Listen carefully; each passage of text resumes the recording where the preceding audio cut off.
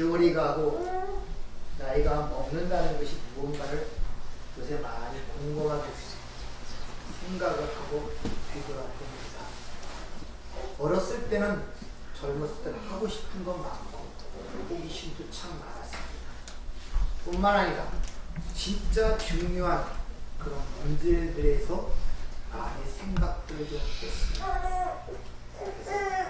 상여가 나가는 모습을 보고 인생은 어디서 와서 어디로 가는가, 죽음은 어디로 가지, 또 제사하는 데 가갖고 여기서 이렇게 제사를 지나면 진짜 홀령 가서 먹는가, 왜 이런 일들을 해야 되는가, 이런 나름대로의 질문과 또 수많은 가지 상상들, 이런 것들을 통해서 어린 시절을 보냈습니다.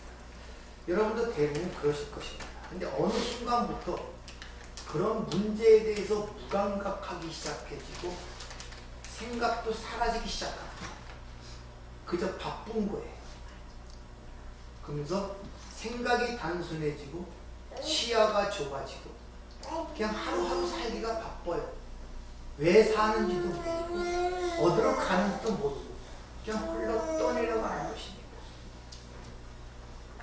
지금 한 달째 좀 무거운 주제를 갖고 저와 여러분이 지금 은혜를 나누고 있습니다. 죽느냐 사느냐, 너는 누구고 우리 주님은 누구냐, 이런 근본적 질문들을 던지고 있는데 주제가 좀 무겁죠. 근데 우리가 인생을 살아오면서 이 흘러 떠내려 오듯이 살아왔기 때문에 그런 질문들을 들을 때 마음이 많이 닫혀 있습니다. 삶을 좀 쥐고 흔들어야 되는데 또 임팩트, 충격이 좀 와야 되는데 거기에 대한 의문도 질문하고 진짜 왜 그러지?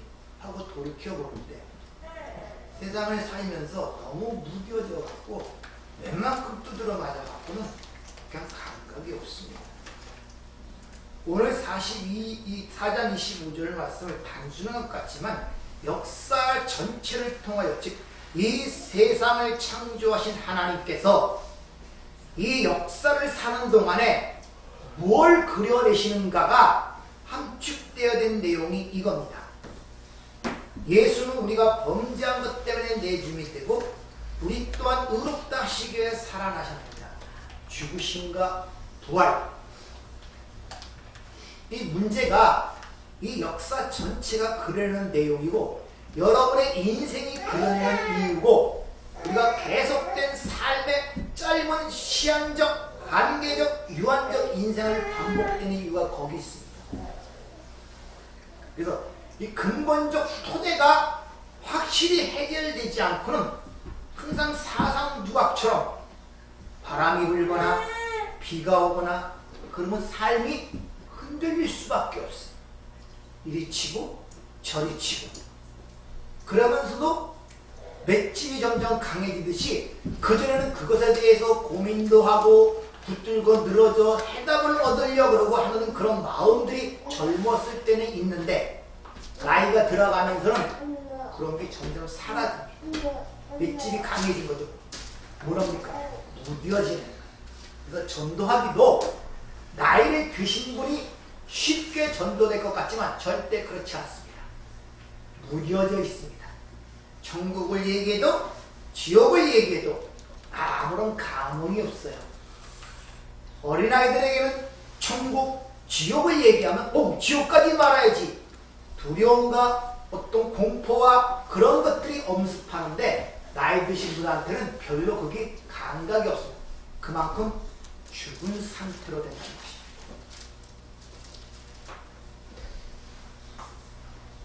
여러분들은 질문들을 해보셔야 돼요. 질문을 하지 않고는 해답을 얻을 수가 없습니다. 질문들을 하셔야 돼요. 아멘. 끊임없이 하나님께 질문을 하셔야 돼요. 아멘. 그래서 하나님으로부터 해답을 얻어내야지 그것이 여러분의 양식이 됩니다. 아멘. 배부를 양식이 되는 거예요. 배부르지 못할 양식이 아니라 이사야 50절에 너희같이 배부르지 못할 양식을 위하여 수고하고 돈을 쓰느냐 묻잖아요. 내게 와서 듣고 들으면 너희가 그런 배부른 양식을 값없이 거저 얻을 것이라고 그렇게 이야기들을 합니다. 근데 우리는 그걸 맛보지를 못하니 그저 배부르지 못할 이 세상의 것들로 배부르려고 노력들을 하는 것입니다.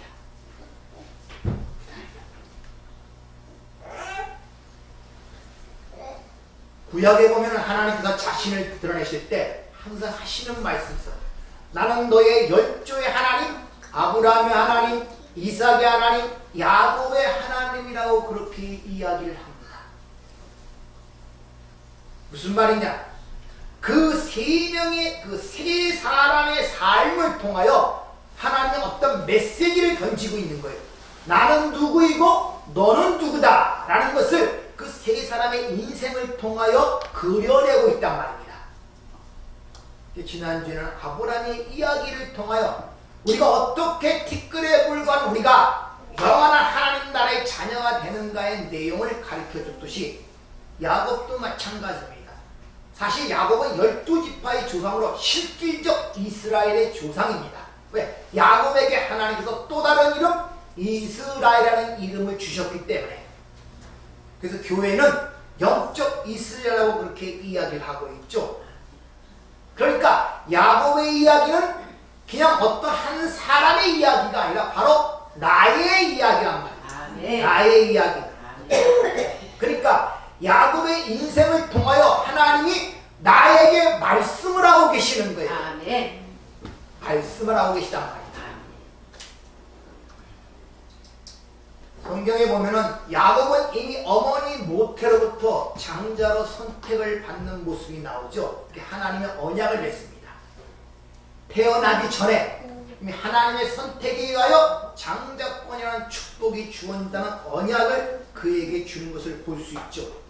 그렇게 하나님의 언약과 약속을 갖고 태어난 야곱이 우리가 사는 이 세상 태어나고 보서 그걸 알자마자 보이는 현실은 하나님께 받은 약속과는 전혀 다르게 보인다는 것이죠. 오히려 외소하게 보이는 자신과는 다르게 에서는 남자답고 건장하고 또 때마다 사냥을 통하여 아버지가 원하시는 음식을 만들어주는 그가 진짜 하나님의 축복을 받은 사람처럼 보였단 말입니다. 그렇게 보였단 말입니다. 여러분이 예수를 믿고 하나님의 말씀을 믿고 약속을 안다면 내가 그 복을 받은 사람이라는 사실을 알게 되잖아요. 그런데 실제 현실에 보면은 야곱처럼 증거가 보이질 않는 거예요. 내가 외소해 보이는 거예요. 형은 아주 건장하고 멋있게 장자답고 진짜 저 사람이 하나님의 장자권, 즉 하나님의 복을 받은 사람처럼 보인다는 것입니다.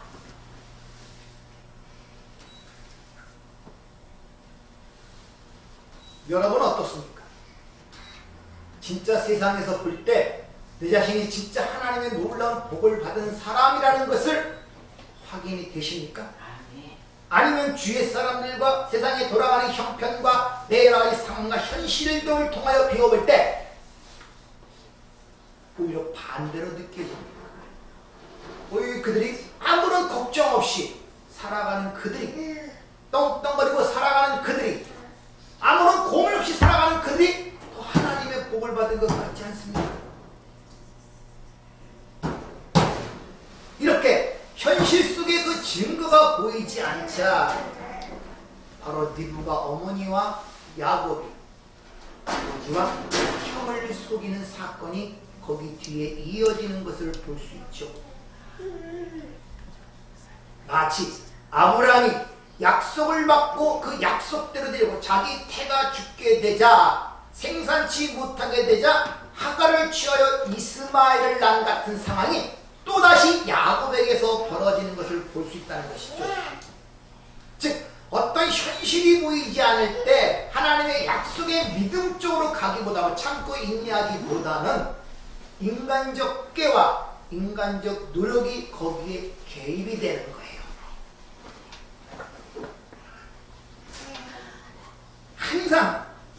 두 가지 저울추가 있을 때 한쪽이 가벼워야 한쪽이 약간이라도 무거워야 기울어집니다.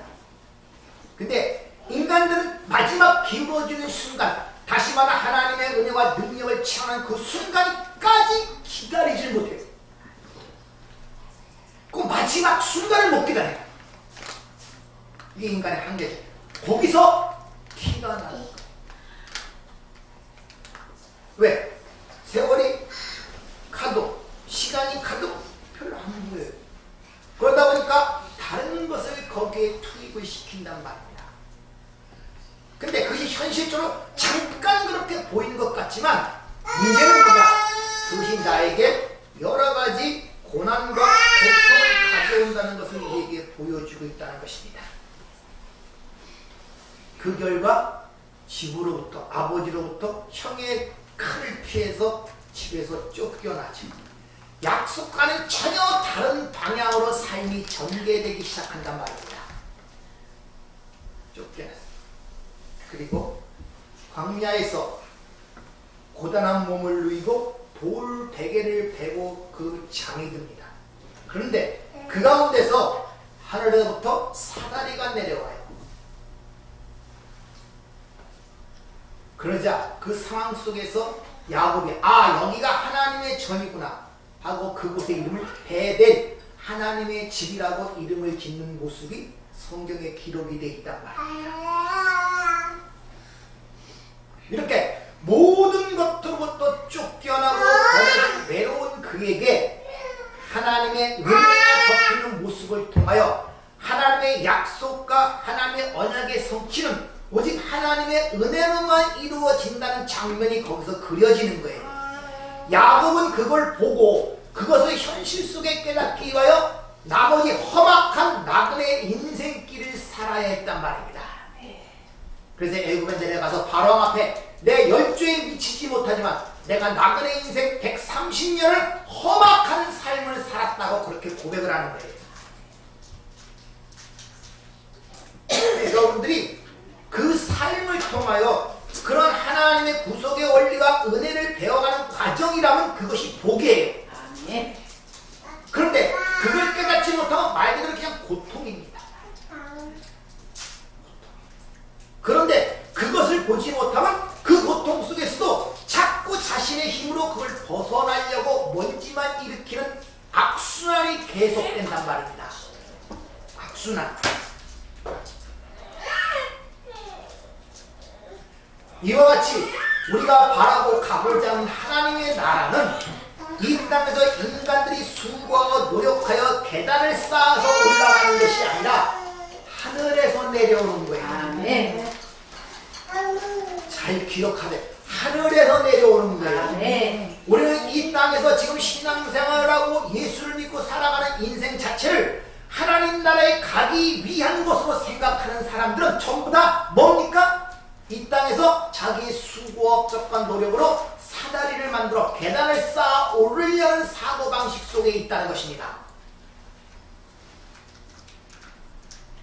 그래서 요한계시록 21장에 보면 새하늘과 새 땅이 거기에 나타났죠. 그리고 거기서부터 교회를 상징하는 신부, 거룩한 성세 예루살렘이 하늘로부터 내려와요. 하늘로부터. 그러나 인본주의적 율법주의적의 즉 선악과를 따먹고 선악의 판단자 주체자가 된 인간들은 이 땅에서 계단을 만들어 하늘에 오르려는 그 집착이 강하단 말입니다. 하나님처럼 되려는 그런 생각이. 그래서 그런 속성들이 아브라함에게 드러난 것이 바로 하갈을 취하여 이스마엘을 낳은 것이고, 야곱이 뭡니까? 아버지와 형을 속이는 그런 형태로 삶 속에 드러나는 것입니다. 창세전에 내가 너를 선택했고 내 백성이 되었어. 근데 어떻게 됐는가? 하나님의 은혜를 가리키기 위하여 보냈단 말입니다. 그러면 그곳에서 그 은혜를 깨닫고 찬양하는 삶을 살 쪽으로 생각을 해야 되는데, 내가 어떻게 하든지 하나님의 자녀가 되고 하나님의 복을 받겠다고 수고와 노력을 거기서 기울인단 말입니다. 쉬운 말로 자기 자식을 낳았어요. 그 그러면 그 사람이 무슨 일을 하든지 내가 낳기 때문에 내 자식인데 그 자식은 그걸 모르고 내가 어떻게 하든지 그 가문에 손씨 가문에 박씨 가문에 자손이 되기 위하여 엄청나게 노력을 하는 거예요. 막 모범생으로 살려고 그러고 좋은 일을 하려고 그러고 착한 일을 하고 왜? 그 집안에 돼야지만 내가 구원받기 때문에 천국 가기 때문에 거기가 왕의 집이기 때문에 열심히 노력하는 거예요. 근데 거기서 난 사람들은 열심히 노력할 필요 없어요. 그와 상관없이 이미 그는 그 나라의 백성이 되었단 말입니다. 이 사실을 여러분이 인식을 하냔 말이에요. 그것만이 여러분이 이 땅에서 여러분의 자신과 이 세상이라는 옥에서만 건져낼 수 있고 자유케 할 수 있는 것입니다. 그것이 확실치 않으면 여전히 내가 뭘 취하여 하나님이 기쁘시게 하고 하나님의 복을 받고 그 나라에 가려는 그 시도를 멈추지 못해요. 어떤 경우 이같이 하나님의 나라는 이 땅에서 인간들의 수고한 노력을 통하여 하늘에 쌓아 올라가는 것이 아니라 바로 하늘로부터 내려온다는 사실이 가리키기 위하여 모든 것이 벌어진 상태에 있던 야곱에게 하늘에서 사다리가 내려오는 것입니다. 하나님 나라가 어떻게 임하는가를 그에게 가르쳐주는 것. 네가 낸 꽤 인간적 수고 그런 걸로 다다르는 것이고 내 언약을 이루는 것이 아니냐를 가르쳤단 말입니다. 그리고선 그 나머지 인생은 그걸 깨닫는 험악한 나그네의 길을 살아가는 것이 야곱의 일생이었단 말입니다. 야고보 1장 17절 온갖 좋은 은사와 온전한 선물이 다 위로부터 빛들의 아버지로부터 내려오나니 그는 변함도 없으시고 회전하는 그림자도 없으십니다. 그런데 인간들의 선악과를 따먹은 이 아담의 군상들은 이 하늘에 닿기 위하여 자신이 하나님처럼 되려는 그것들을 멈출 수가 없어요. 그래서 역청과 벽돌을 부어 문명의 산물을 이용하여 하늘로 계단을 쌓아 올라가는 것이 바벨탑 사건 아닙니까? 이 역사가 전체가 그러는 것은 바로 인간들의 바벨탑 쌓기의 경쟁장이란 말입니다. 그래서 어떻게 하든지 하늘 높이 올라가는 게 세계에서 최고 수준이에요.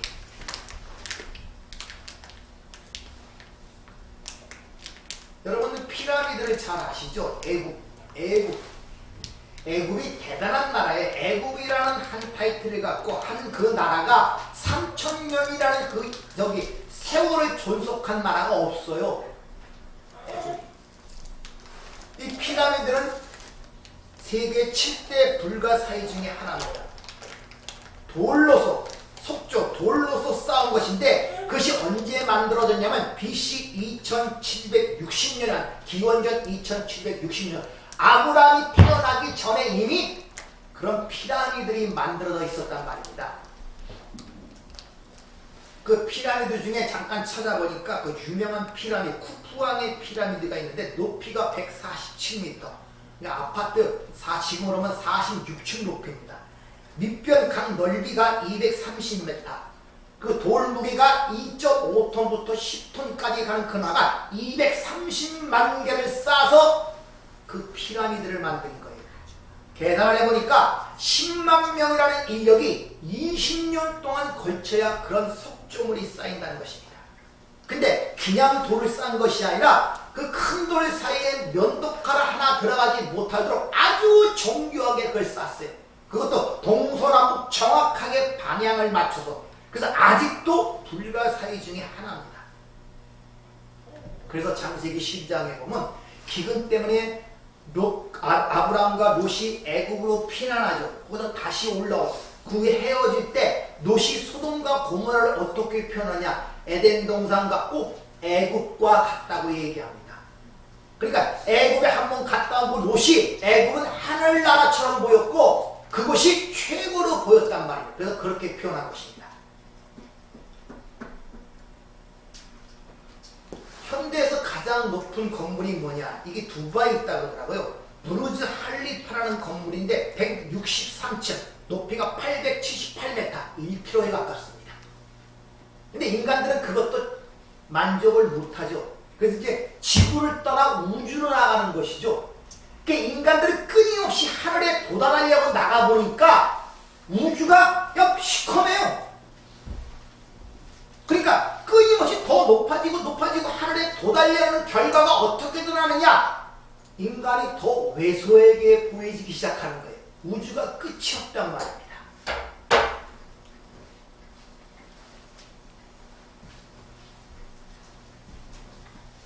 나사에서 보이즈 1호를 출발시켜서 우주의 화성 탐사를 해서 보내는 과정 속에서 쭉 가다가 그때 그따뜻한 한 과학자가 제안을 했습니다. 그 우주선을 한 바퀴 돌려서 지구를 한번 찍자. 그랬더니 전부 다 반대했어요. 왜? 한번 돌리는 그 비용도 엄청나게 많거나 돌렸다가 원 상태가 되지 않으면 손해를 보기 때문에. 근데 그때 나사의 책임자였던 그 사람이 허락하는 바람에 그때 가던 그 우주선을 돌려서 지구를 한번 찍은 사건이 있어요. 그래서 사람들이 인식이 확 바뀌었어요. 그 사례가. 참 컴컴한데 먼지가 나는데 아주 먼지보다 작은 하나 반짝 빛나는 모습이 딱 찍혔어요. 거기 지구라는 것입니다. 근데 그 안에서 지금 전쟁이 일어나고 있어요. 서로 죽이고 폭탄이 싸고. 그거 보는 순간에 사람이 인생이 무엇인가는 철학적 질문들이 갑자기 생겨나는 거예요. 그 많은 먼지 같은 속에서 서로 지지고 볶고 싸우고 난리를 친다는 것입니다. 과학이 발달할수록 우주선이 점점 많아서 이제 천왕성, 명왕성을 지나서 이 첫 번째 태양계를 벗어났다고 하더라고요. 근데 갈수록 더 모르는 거예요. 끝을 모르는 거예요. 너무 커서. 이 은하계 같은 게 수천 개가 성운이라, 은하계가 모인 게 성단이라 그래요. 그 수천 개 모인 것보다 더 큰 것, 수조 개가 모였다는 것입니다. 측정하고. 그런데 인간들은 포기하지 못하고 어떻게든지 하늘에 닿고자 계속 인간의 머리를 쓰면서 글로 달려가고 있는 형국이란다. 이와 같이 하나님께서는 이 첫 번째 천지 창조를 통하여 당신의 백성들에게 계속 메시지를 던지고 있단 말입니다. 그래서 해와 달을 만드시고 그걸 낮과 밤을 주관하게 하시고 징조와 사시와 일자와 연한을 이루라 이러죠. 표적. 그것이 지금 하나님의 메시지를 던지고 있단 말입니다.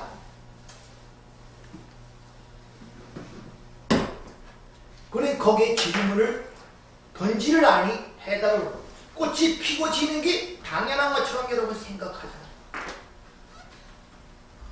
음식을 먹으면 당연히 배에서 소화돼서 내 알아서 양분을 보내주는 것처럼 생각하잖아요.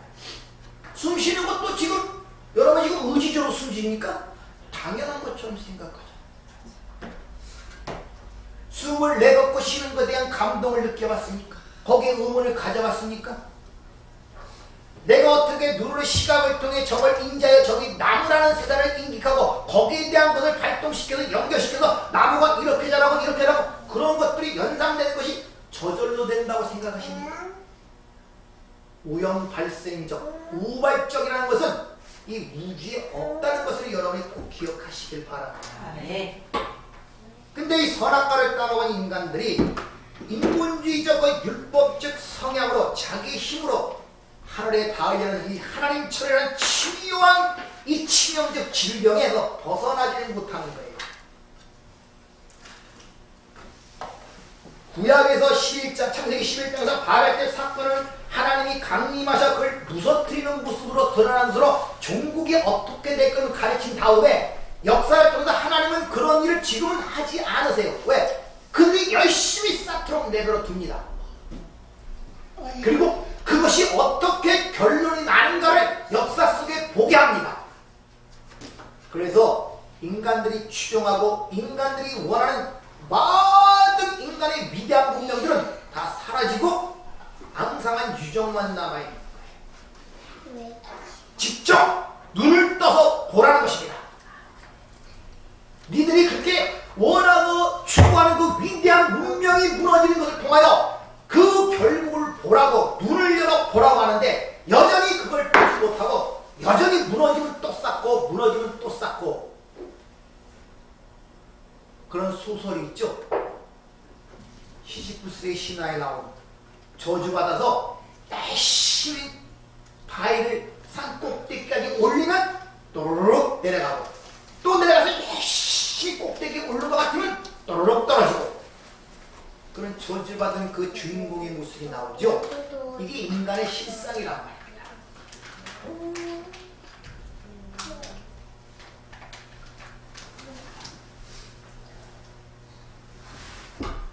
하늘로 오르는 사다리는 하늘로부터 내려와야 됩니다. 바로 그 야곱이 베델에서 꿈꿨던 그 하늘에 던 사다리가 바로 신약에서는 예수 그리스도로 드러나는 것입니다. 요한복음 1장 51절 또 이르시되 진실로 진실로 너희에게 이르노니 하늘이 열리고 하나님의 사자들이 인자 위에 오르락내리락 하여.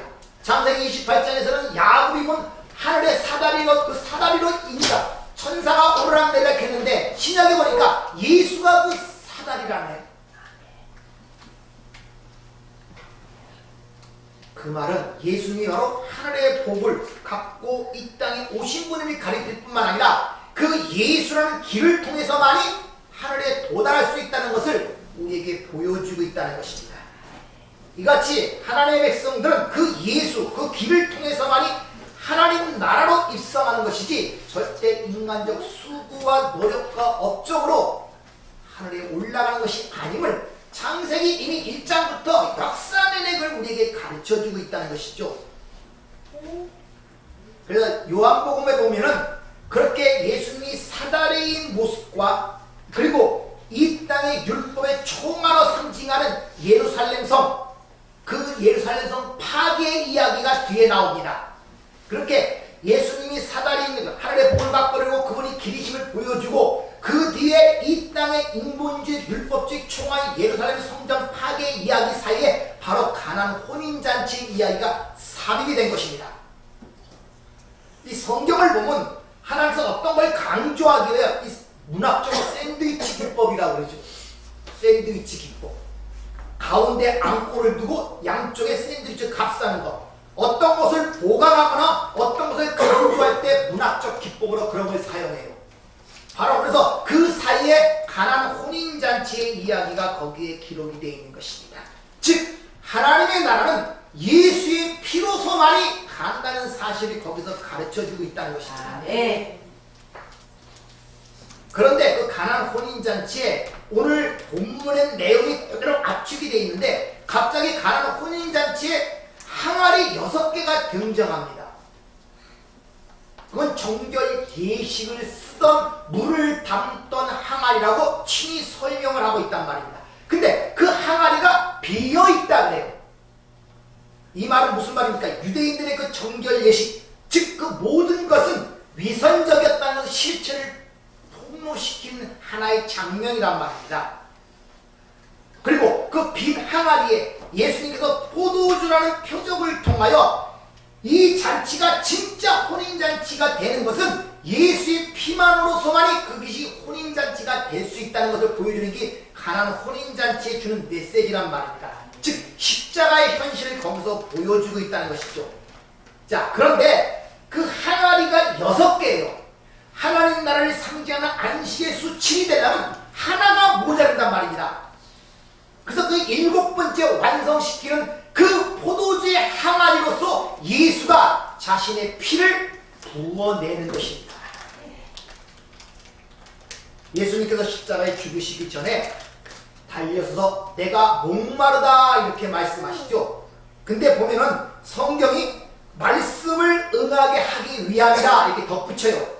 그러니까 예수님이 내가 목마르다 이렇게 얘기하는 것은 진짜 목이 말라서 그렇게 얘기한 것이 아니라 성경에 기록된 어떤 사실을 완성하고 이룬 것을 보여주기 위하여 내가 일부러 목마르다 그런 말이 거기에 기록되어 있단 말입니다. 그렇게 예수님께서 목마르다 하자 군병들이 우슬초라는 걸 취하여 해면에 포도주를 묻혀 예수의 입에 대는 그런 모습이 장면이 기록이 되어 있단 말입니다. 요한복음 19장 28절 30절을 보면 그 후에 예수께서 모든 일이 이미 이루어진 줄 아시고 성경을 응하게 하사 이것이 다 이루었다. 텐테로스타의 똑같은 완료 수동체입니다. 이래서 내가 목마르다 하시니 거기에 신포도주가 가득히 담긴 그릇이 있는지라 사람들이 신포도를 적신 해면을 우슬초에 매어 예수의 입에 대니 예수께서 신포도주를 받으신 후에 이르시되 다 이루었다 하시고 머리를 숙이고 영원히 돌아가십니다. 근데 이 장면에 보면 갑자기 생소한 우슬초라는 단어가 등장해요. 우슬초는 구약에서 많이 등장하던 것인데 신약에는 딱 두 군데입니다. 여기 요한복음 19장 18절과 히브리서 9장 19절 거기서만 딱 우슬초라는 이것이 등장하고 있단 말입니다. 우슬초는 여러분이 아시다시피 구약에 보면 어떤 것을 정결케 하기 위해 피를 바르던 도구로서 우슬초가 사용됐어요. 그래서 출애굽기에 보면 어린 양의 피를 그냥 문인방에 바르는 것이 아니라 우슬초에 묻혀 문인방과 자기 집에 바른 사람만이 죽음의 사자를 통과하죠. 그리고 물건을 정결케 하는 그런 의도로 쓰이기 또한 우슬초라고 레위기에서 얘기하고 있단 말입니다. 자, 주님께서 왜 하필 구약에 등장하는 우슬초가 등장하여 그 포도주를 적셔, 그것도 포도주도 그냥 포도주가 아니라 신포도주라는데 우리가 뭐 음식이 셨다는 그런 것이 아니라 쓴 거, 매운 거, 날카로운 거, 십자가의 죽으심의 고통을 얘기하는 거예요. 그것을 해면에 묻혀 우슬초에 묶어 그 예수의 입에 대는 모습이 기록이 되어 있단 말이에요. 이 모든 것은 상징적 의미를 우리에게 전달하고 있는 것입니다. 그럼 예수님이 받으신 그 포도주, 그게 무엇을 뜻하는가를 우리가 알아야 되죠. 누가복음 20장 41절 아버지여 만일 아버지 뜻이거든 이 잔을 내게서 옮기시옵소서. 그러나 내 원대로 마옵시고 아버지 원대로 되기를 원하나이다. 포도주는 바로 요걸 주님이 십장에서 그 우슬초에 받은 그 포도주는 요거예요. 이 잔이 뭡니까? 예수님이 기도할 때 이 잔을 냉겨서 활수면 옮겨주시옵소서. 십자가의 사건 아니에요. 지금 그 얘기라. 그러니까 거기서 포도주라는 것은 십자가의 사건을 우리에게 상징적으로 보여주는 거예요. 그리고 그 잔을 받으시고 운명을 하십니다. 근데 그 잔은 요한계시록에 보면 세 가지의 재앙이 나오죠. 7인이 떼어지고 7나팔이 부러지고 마지막 7재앙, 대접재앙이 나오죠. 그게 바로 예수님이 받으신 잔이었단 말입니다. 그런데 그렇게 예수님이 받으신 잔 위에 또 다른 잔이 있어요. 누가복음 20장 20절 저녁 먹은 후에 잔도 그와 같이 하여 이르시되 이 잔은 내 피로 세우는 새 언약이니 곧 너희를 위하여 붓는 것이니라. 이렇게 얘기를 합니다. 이 붓다는 단어가 동분사 현재 수동태가 쓰이는데 지금 계속 부어지고 있는 거예요. 그러니까 예수님을 받으신 건 단번으로 끝났지만 당신의 백성들에게 어떤 걸 가르치기 위하여 그걸 해결하기 위하여 계속적으로 저와 여러분에게 그 예수의 피가 지금 부어지고 있는 상태란 말이에요. 네. 예수의 피가. 네. 우리 혈액이 계속 돌아야 살잖아요. 한 번으로 그게 돌고 끝납니까? 아니잖아요. 피가 도는 게 멈추면 죽음이란 말입니다. 그래서 예수의 피가 하나님의 백성들은 계속 우리에게 부어지고 있는 상태란 말입니다. 그래서 동분사 현재 수동태로 거기 쓰이고 있는 이유가 거기에 있단 말입니다. 이렇게 하나님의 아들 예수가 받으셔야 할 잔과 당신의 받으셔야 할 부어져야 할 잔이 두 개가 나오고 있단 말입니다. 근데 첫 번째 잔은 우슬초에 매어 그 입에 대는 그 모습을 통하여 뭘 가르치냐? 이렇게 너에게 부어진 잔은 그 예수의 피로 인하여 살아났다는 것을 가르치고 있는 거예요. 구약에 보면 어린 양의 피를 뭐에 묻혀? 우슬초에 묻혀 자신의 집과 문 임방의 반응으로 말미암아 하나님의 진노로부터 살아나는 모습이 기록. 그것을 지금 우리에게 보여주고 있는 거예요.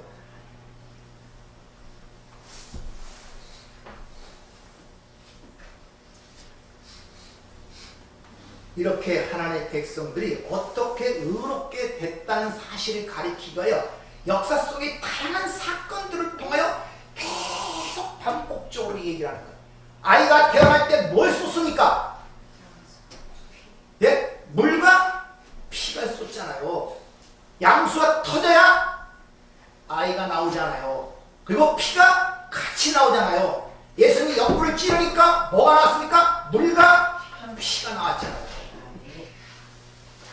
여러분의 인생을 통하여 모든 걸 이렇게 구속사로 가리키고 있는데 우리는 그 현실을 겉모습만 보니까 하나님의 은혜를 삶 속에 보지 못하는 거예요.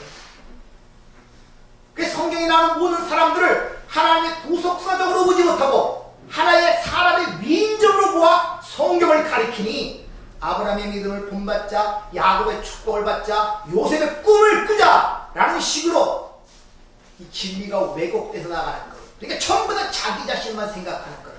인간의 제일 되는 목적이 하나님을 영원하게 하고 그를 영원토록 증거하는 것을 머릿속에 알고 있음에도 불구하고 이게 이해하지 못하는 거예요. 네, 자기 삶을 중심이니까. 그래서 거기서 여전히 그렇다고 기쁨을 느끼냐? 그것도 아니에요.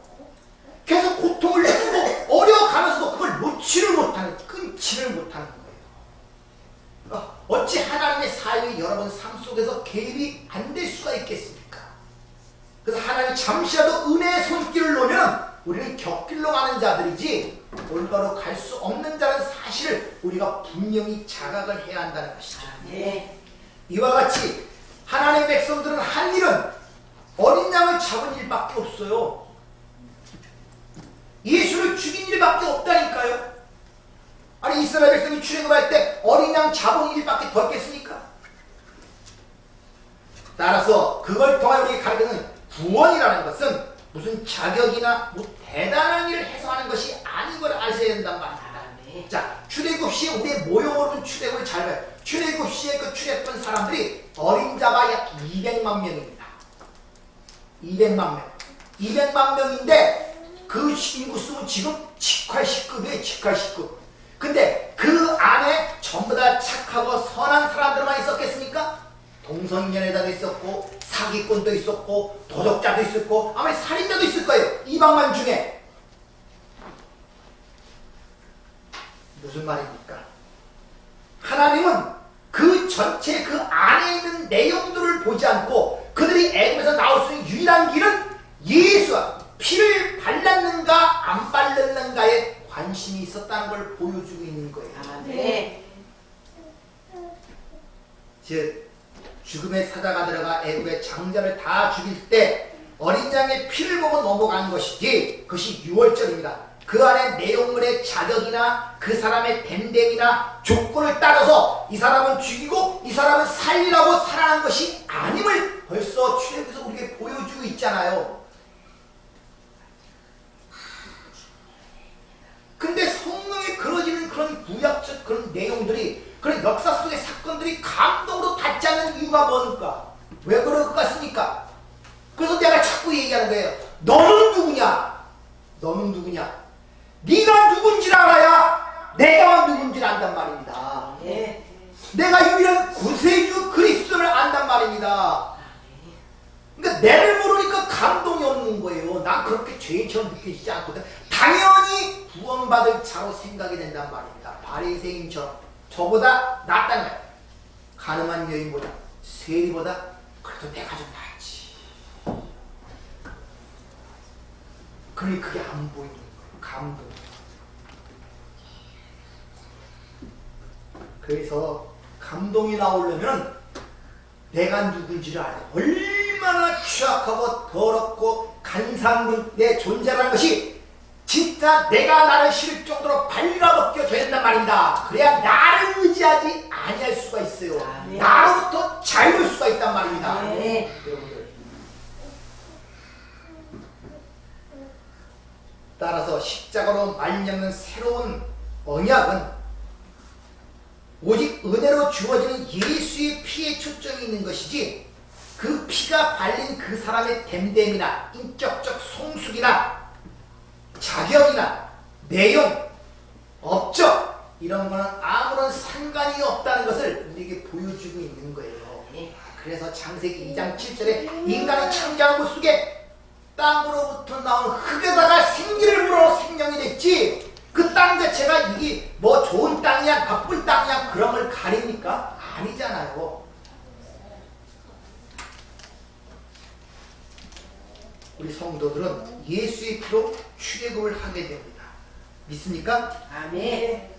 구약에서는 구속을 가리킬 때 역사 속에 보이는 사건, 영토를 등한다. 여기 애국이라는 영토에 살고 있는 너를 떼서 내가 이쪽으로 옮기는 것 그림으로 보여준 거예요. 모형으로 보여준 거예요. 왜? 그때는 성령이 오시기 전이기 때문에 손에 쥐어줘야 이게 떡인지 밥인지 먹여줘야 밥인지 떡인지 알 수 있거든요.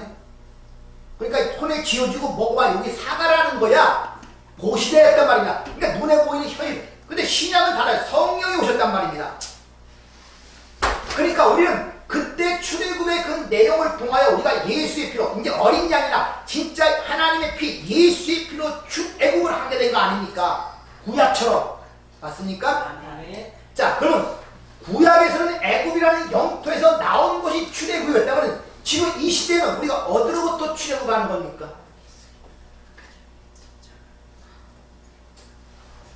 어디로부터 출애굽했어요? 아니 구약처럼 우리가 이 땅에 살다가 미국으로 갔으면 아 이게 출애굽이구나 이렇게 생각을 하겠는데 아니 똑같은 장소에 똑같은 주소로 살고 있잖아요. 어디서 출애굽하는 거예요 지금요?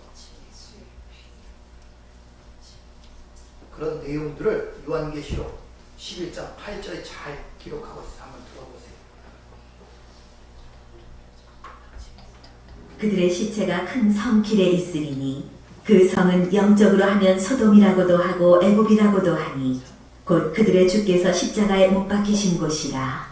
백성들과 족속과 방언과 나라 중에서 사람들이 그 시체를 사흘 반 동안을 보며 무덤에 장사하지 못하게 하리로다. 이 두 선지자가 땅에 사는 자들을 괴롭게 한 거로 땅에 사는 자들이 그들의 죽음을 즐거워하고 기뻐하여 서로 예물을 보내리라 하더라. 3일 반 후에 하나님께로부터 생기가 그들 속에 들어가매 그들이 발로 일어서니 구경하는 자들이 크게 두려워하더라. 자, 성경은 역사 속에서 전자는 하나님의 백성들을 두 증이라고 해요. 두 증. 근데 두 증인이 보서 보면 바벨론 성, 즉 큰 성 바벨론에서 죽임을 당한다는 뜻입니다. 근데 그 바벨론은 또 다른 말로 애굽이라고 해요. 애굽. 그걸 또 다른 말로 역사 속에서 예루살렘, 즉 예수님이 십자가에 못 박힌 곳 어디입니까? 예루살렘.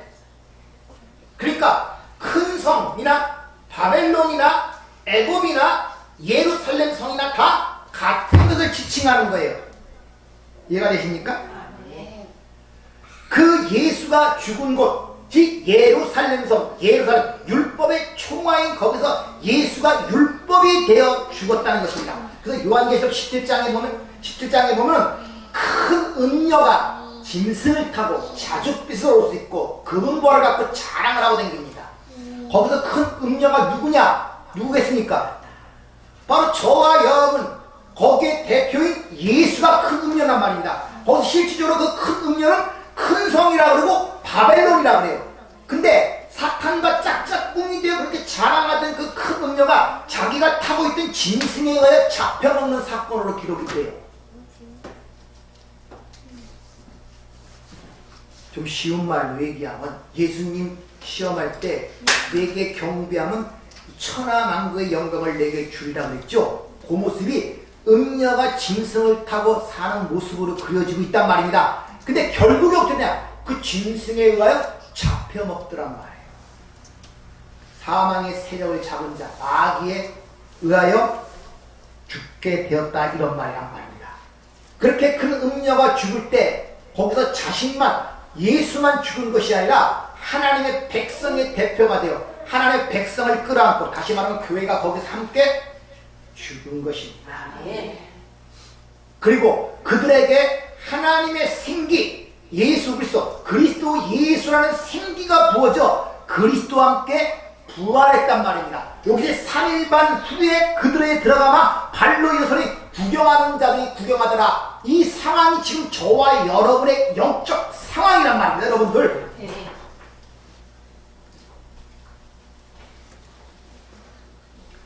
바로 그곳을 성경은 애굽이라고 해요. 그러니까 세상이라는 것이 애굽이고 그 세상이 또 누구? 나.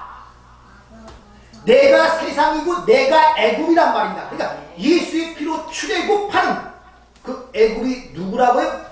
나. 나라는 감옥으로부터 탈출을 하는 거예요. 그래서 그리스도인들을 새로운 피조물이라고 그러는 거예요. 새롭게 창조한단 말이에요. 이렇게 나라는 자아 속에 갇혀서 나의 신됨을 구축하려고 하는 그 바벨론적 시도, 가는 나, 선악과를 따먹고 하나님처럼 살려는 나, 그 나로부터의 탈출이 바로 신약 예수의 피로 우리가 출애굽을 하는 것이란 말입니다. 그래서 예수님이 변화산상에 나타났을 때 거기 누가 나타납니까? 구약 전체의 사용기간은 엘리야와 모세가 거기에 나타나죠. 그 모세와 엘리야가 변화산에서 예수님과 의논한 것이 뭡니까? 출애굽, 엑소더스를, 별세를 의논했다 그러죠.